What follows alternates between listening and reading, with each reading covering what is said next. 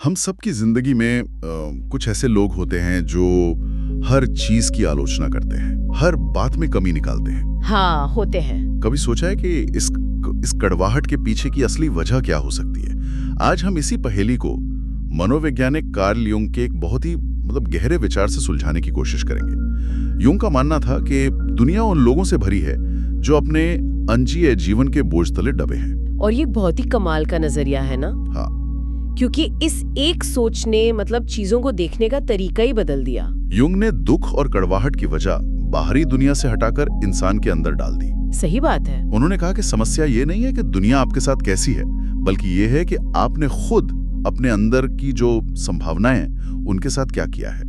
आज हम इसी अनजिया जीवन की परतें खोलेंगे और देखेंगे कि ये हमारे व्यवहार पर कैसे असर डालता है। मैंने पढ़ा है कि यूंग इस बात को समझाने के लिए कुछ बहुत ही सटीक उदाहरण देते हैं। हाँ, देते हैं। जैसे एक इंसान जिसके अंदर एक कलाकार बनने की गहरी क्षमता थी, लेकिन उसने कभी उस रास्ते पर चलने की हिम्मत नहीं की। वो आगे चलकर दुनिया के सबसे अच्छे कलाकारों का सबसे बड़ा निंदक बन जाता है। बिल्कुल। और यही बात उस व्यक्ति पे भी लागू होती है जिसमें प्यार करने की असीम क्षमता थी, पर उसने कभी वो कहते ना दिल टूटने का जोखिम नहीं उठाया। अच्छा। वो इंसान आगे चलकर प्यार और रोमांस का मजाक उड़ाने लगता है। ये उदाहरण दिलचस्प है क्योंकि ये सिर्फ जलन या ईर्ष्या तक सीमित नहीं है। तो ये पैटर्न क्या है? ये सिर्फ अपनी नाकामी को दूसरों पर निकालने का एक तरीका है या कुछ और? उससे कहीं ज्यादा गहरा। यूंग के मुताबिक ये एक तरह का डिफेंस मैकेनिज्म है। Defence mechanism? हाँ, अपनी कमी को स्वीकार करने से कहीं ज्यादा आसान है दूसरों के काम में कमी निकालना। अच्छा, ये आपके अहंकार को चोट लगने से बचाता है? बिल्कुल, लेकिन यहाँ एक और दिलचस्प बात है जो इसे यूंग के शैडो के कॉन्सेप्ट से जोड़ती है। शैडो, इसका क्या मतलब है? यूंग का मानना था कि हमारी पर्सनालिटी का एक अनजाना दबा हुआ हिस्सा होता है जिसे वो शैडो कहते थे। हमारी वो सारी इच्छाएं, क्षमताएं और सपने जिन्हें हम समाज के डर से या अपनी हिचकिचाहट की वजह से कभी जीते नहीं हैं, वो इसी शैडो का हिस्सा बन जाते हैं। तो वो कलाकार जो कभी बन नहीं पाया, हाँ, उसकी कला की क्षमता वहीं गायब नहीं होती, वो उसके शैडो में चली जाती है। और जब वो किसी और को उस सपने को जीते हुए देखता है तो उसका वो दबा हुआ हिस्सा बुरी तरह से ट्रिगर हो जाता है।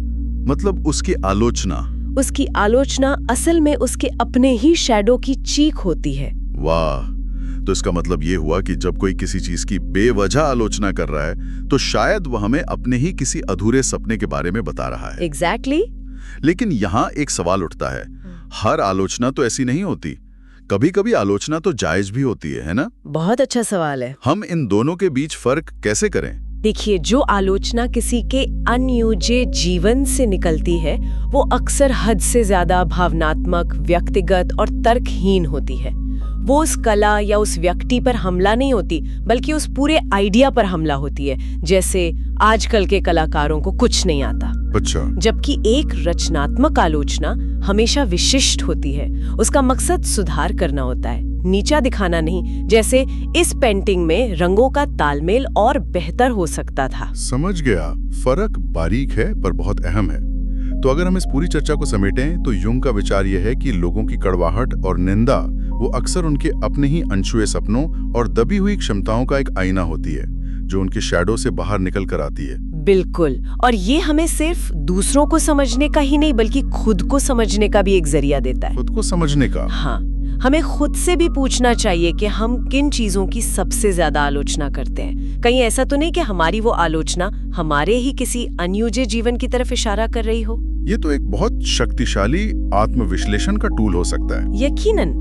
तो इसी विचार के साथ श्रोताओं को छोड़ते हैं। जरा सोचिए, अगर हम हर आलोचना को, चाहे वो किसी और की हो या हमारी अपनी, एक छिपे हुए या अधूरे सपने के सुराग के तौर पर देखना शुरू कर दें, तो इंसानी व्यवहार को समझने का हमारा पूरा नजरिया है कितना बदल सकता है।